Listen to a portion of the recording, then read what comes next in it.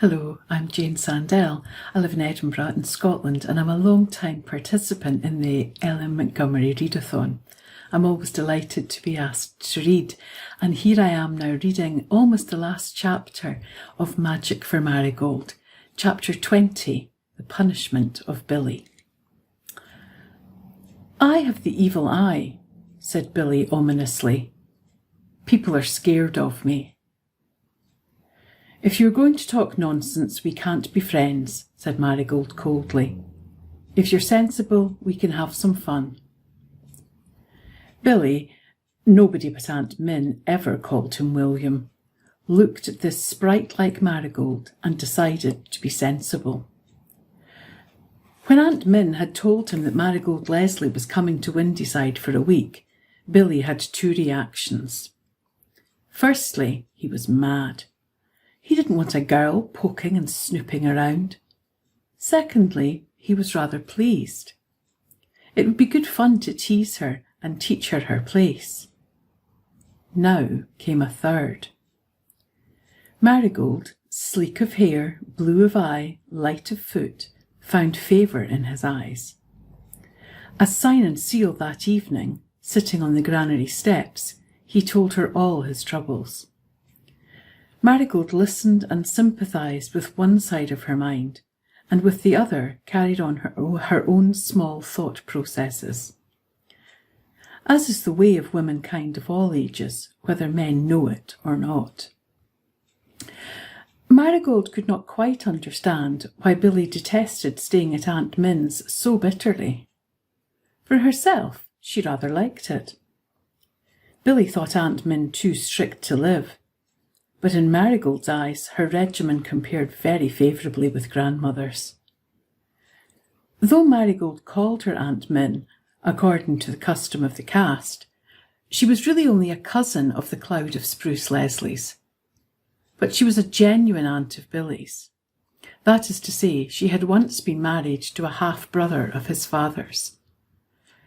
So Marigold and Billy might call themselves cousins of a sort. This was Marigold's first visit to Aunt Min, and was to be the final one of the autumn. Next week she must go to school again. Marigold liked Windyside. She liked the big airy house with its rooms full of quaint old furniture.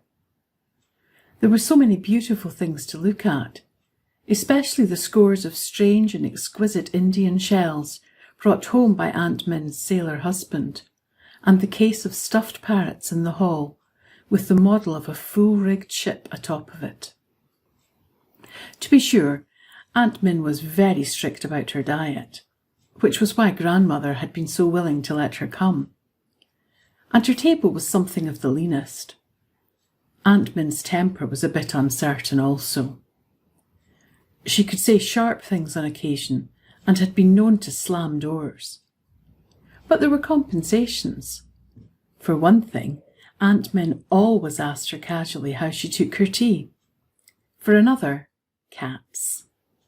Dozens of adorable animals basking on the windowsills, sunning themselves in the garden walls, and prowling about the barn.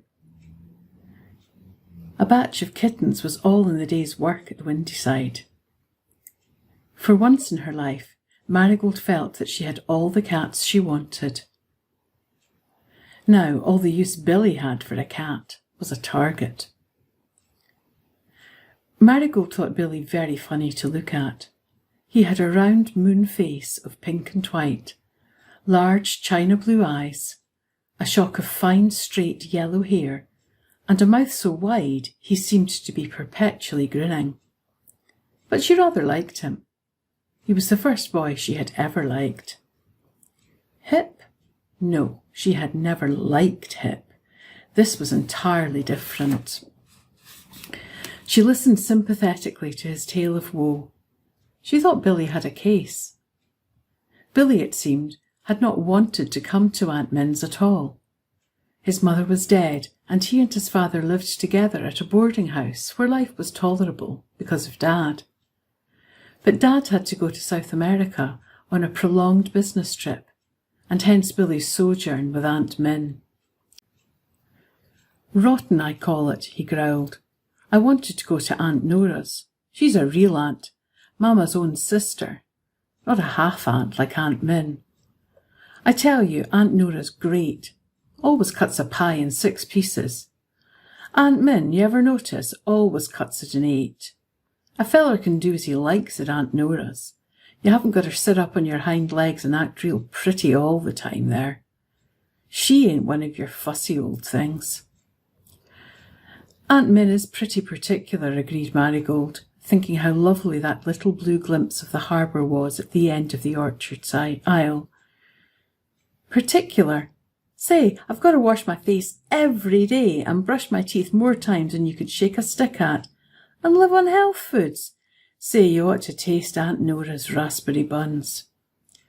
They sound good, agreed Marigold, who herself felt certain hankerings after Salome's pantry.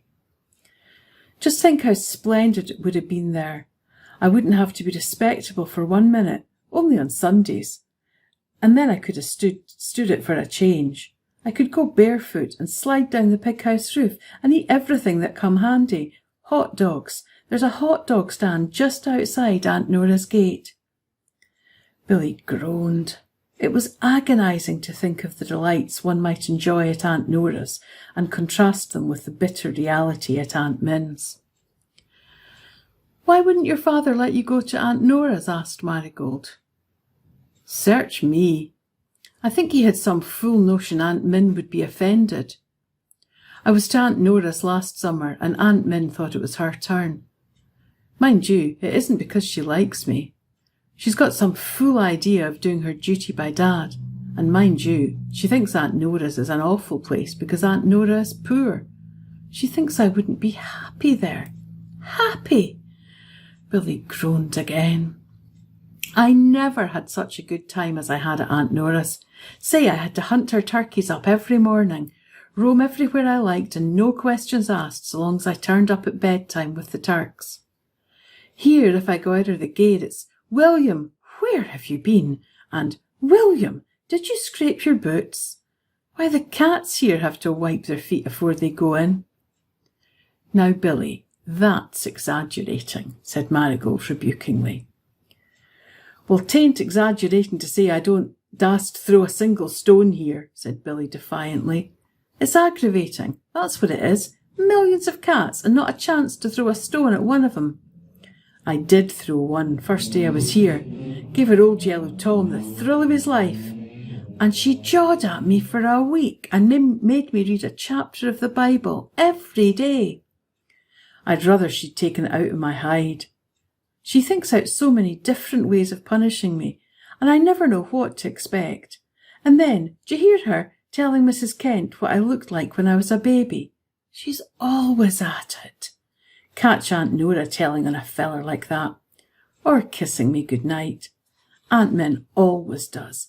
Thinks it's her duty, I suppose. Billy thrust his hands in his pockets and scowled at the universe.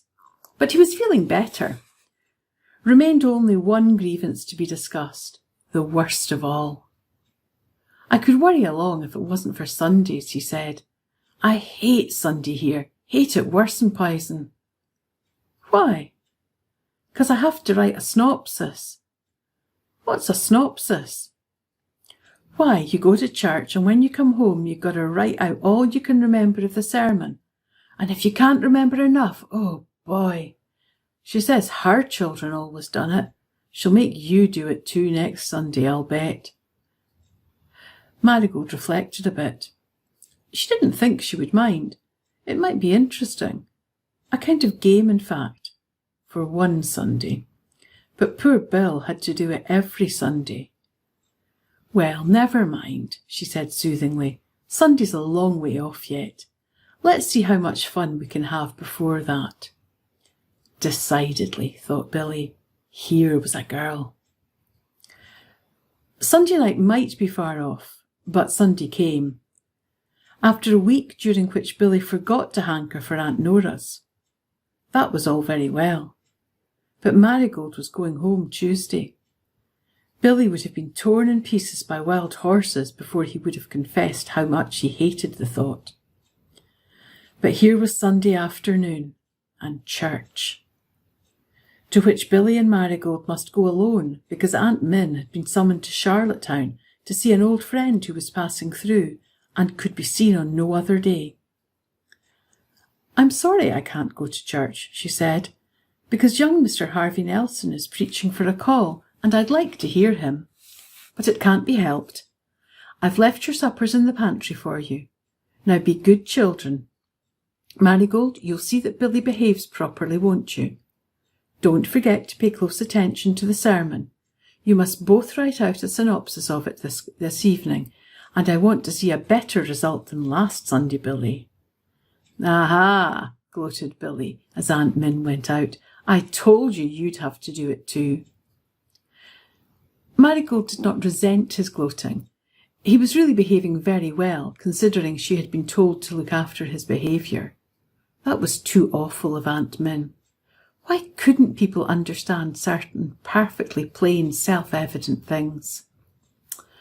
"Oh my, ain't we sundified," chanted Davy Dixon on the fence as they went down the lane. Davy was freckled and snub-nosed, bare-headed and barefooted, with no more clothes on than decency decreed. But he did look so jolly and carefree. All the Dixons did. But they were a family Aunt Min detested. She never let Billy and Marigold play with them, though they lived only a cat's walk away through the bush behind Aunt Min's. "Coming to the picnic?" asked Davy. "What picnic?" "Oh, just the Dixon family picnic," grinned Davy. "This is Mom's and Pop's wedding day. 12 years married and ain't sorry for it yet. We're going to take our new car and go to the sandhills. Got a basket of eats that'd make your eyes stick out. Yum, yum. And Mum said to ask yous to come along too, because she knew your Aunt Min was going away and yous'd be lonesome." Marigold found herself wishing they could go. At home she liked going to church, but she was sure she wouldn't like going to Windyside Church. She didn't like the look of it, a big, bare, wind-beaten, drab-tinted church with a spire as long and sharp as a needle. Somehow it was not a friendly church. And she knew nobody there. A drive in a motor car to the sandhills sounded very alluring. But of course it was unthinkable. What was Billy saying? "I'll go if you lend me that book at your place. The Flying Roll." "Billy!" said Marigold. "Oh, all right," said Dave. "It belongs to old Aunt Janie, but she won't care." "I'll go," said Billy decidedly. "Coming, Marigold?" "Oh, please, remember what day this is," implored Marigold, with a wild wish in the back of her mind that she could go. "And what will Aunt Min say?" "Aunt Min isn't going to know a thing about it. I've got a plan. Oh, come on, we'll have a rip-roaring time." "Billy, you don't mean it." "You bet I do. You can go to church if you want to and stick all the afternoon to varnish your seats. Gotta make your mind up quick. Lizzie's waiting." Marigold reflected rapidly. She couldn't go alone to a strange church, and it would be so lonesome to stay home. The sand dunes, the waves, the wind on the sea. "I'll go," she said helplessly. "I knew you'd some gizzard in you. Atta girl," gloated Bill. "Let's scoot back and take off our proud rags. Just a minute, Dave." A few minutes later they were running along the path through a scented field of hay on a shortcut to the Dixons.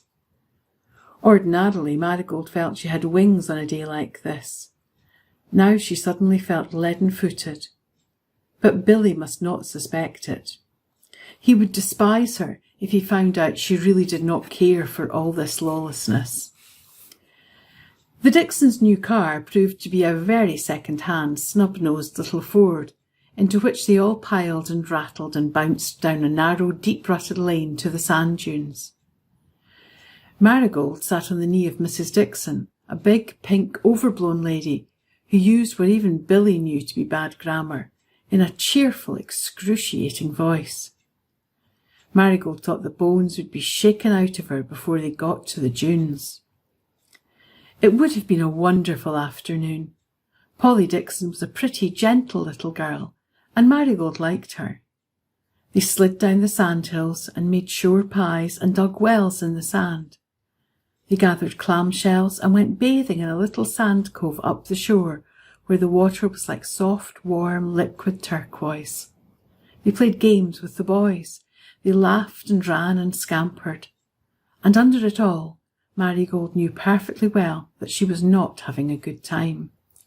She was only trying to make herself think she was. Even the lunch, to which she looked forward a little ashamed after a week of Aunt Min's diet, was a disappointment. There was plenty of it, but Mrs. Dixon was not a good cook. Marigold ate stale sandwiches and cookies that reeked of soda and a piece of mushy lemon pie. She always believed that she also ate 2 crickets that had got tangled up in the meringue of the pie. But Billy thought that feed was extra X. "I wish to goodness I could eat some more, but I can't," he sighed, bolting the last morsel of a gorgeous piece of cake whose iced surface was decorated with violent red and yellow candies. "Wasn't it jolly?" said Billy, drawing a long, unregretful breath as they walked home together through the hayfield. "Won't it be jolly when Aunt Min asks you to write a synopsis and you can't?" demanded Marigold rather wearily and sarcastically. Billy grinned. "I'll just write it. The Flying Rock book is full of sermons. I read some dandy ones in it one day down at Dixon's before you came. We'll just write a synopsis of one of them, and Aunt Min will never know the difference." "We won't," cried Marigold. "You can do as you like, but I won't cheat like that." "Then you'll go and give the whole thing away," said Billy, pale with wrath and fear. "No, I won't. I'll just tell Aunt Min I couldn't write a synopsis. She'll send you to bed without any supper." "I don't care," said Marigold pathetically, putting her hand on her stomach. "That lemon pie was awful." Billy betook himself to a little room Aunt Min called her library. His opinion was that writing a synopsis with the printed sermon before you was a snap. When Aunt Min came home, he was ready for her. Marigold said, with a very good imitation of Grandmother Leslie's manner, that she could not write a synopsis. Aunt Min looked at her for a moment, but said nothing. She took Billy's copious sheets with a very grim smile, a smile that speedily changed to a frown. Surely Harvey Nelson never preached such stuff as this." "Why, what's the matter with it?" cried Billy. "Matter? It's heresy, rank heresy. Why, the man must be a Second Adventist. I never read such doctrines. Well, he'll not get any call to Windyside if I can prevent it. I was in favour of him because he's engaged to Dovie Sinclair, and she is a distant relation of mine. But this preposterous sermon is too much." Aunt Min rustled indignantly out of the room, leaving Billy to reflect on the snares and pitfalls of existence. "What do you suppose was wrong with it?" he whispered miserably. "I don't know," said Marigold agitatedly, "but I do know that if Mr. Nelson is engaged to Dovie Sinclair, he's got to get that call.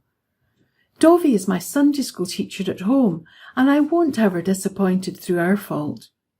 "Don't you dare snitch on me," cried Billy. "Let things alone. Maybe she'll cool down, or find out from someone else he didn't preach it." Marigold's face was white and tragic. "She never will.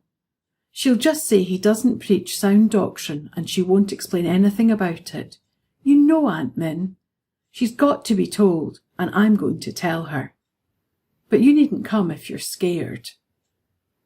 "I'm scared, but I'm coming. You don't suppose I'm going to leave you to do it all alone," said Billy staunchly. "Besides, it was all my doings. I made you go. If Aunt Min has to be told, she's got to be told that too." No wonder folks liked Billy. Half an hour later, Billy and Marigold were sitting on the granary steps. The fatal interview was over, and it had not been a pleasant one, to state it mildly. None the pleasanter for Marigold in that Aunt Min forgave her readily because Billy had led her astray. Perhaps Aunt Min did not want to get in wrong with the Cloud of Spruce people. But all the vials of her wrath were uncorked on Billy's devoted head. She told Billy he had disgraced his name and ordered him to go out and stay out until she had decided on his punishment. If it had not been for Billy, Marigold would have been feeling very happy. It was so delightful to be good friends with herself again. And if only one knew what was going to be done to Billy, it was such a perfect evening. Those little golden dells among the sunset hills, that path of moonrise glitter on the harbour over which a ship of dreams might come sailing, those gossiping poplars, the green creaminess of that field of buckwheat blossom in the shade of the wood, those pines behind the well like big green purring pussy-cats, that sweetest imp-faced kitten purring at her from under the milk bench. But what do you suppose she'll do? She whispered to Billy. The subject had such a gruesome fascination. Oh, likely make me wear a girl's apron for a week, groaned Billy. She made me wear one for 2 days the time I put the peanut shells in Elder Johnny's pocket at prayer meeting. Say, Billy began to laugh, that was fun. When he pulled out his hanky in the middle of his prayer, the shells flew every which way for a Sunday. One struck the minister on the nose. Marigold saw the picture and laughed satisfyingly. Billy reflected gloomily that she was going home Tuesday. If only she were to be around to help him through whatever Aunt Min would visit on him. To be sure, she had got him into the scrape, but he bore her no grudge for that. She was a good little scout. The moon had come up until she seemed to be resting on the very tip of the tall Lombardy on the hills when Aunt Min came across the yard, a rigid figure of outraged majesty. She looked scornfully at Billy and spoke in a sad, gentle way.